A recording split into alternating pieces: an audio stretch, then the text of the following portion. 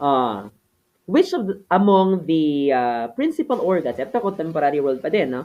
Which among the principal organs of the UN ang nakafocus doon sa pagre-resolba ng legal disputes sa kanyang mga kasaping miyembro?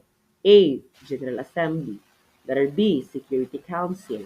Letter C. International Court of Justice. Or letter D. Trusteeship and Social Council. No? Which among the principal organs of the United Nations focuses on resolving legal disputes within its members? A. General Assembly ba?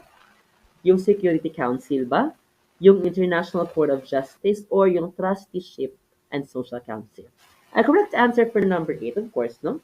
Obvious na obvious naman po. It's letter C po. Yung International Court of Justice, yung responsable doon, no, sa pagmimedol, no, pagreresolba ng hindi pagkakaintindihan, no, ng mga miyembro ng UN. Now, ito po yung mga ibang duties, no, or roles ng ibang principal organs ng United Nations.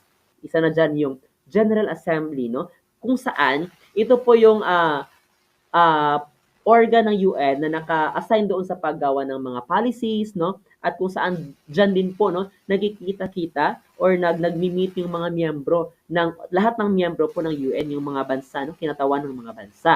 Now, yung Security Council naman, siya po yung responsable para po ma-maintain, no, yung kapayapaan within the members of the UN. At yung Trusteeship and Social Council po, yung naka-assign naman doon sa pag-oversee, no, sa administration of trust territories. Yan po yung mga principal organs natin ng United Nations. Now,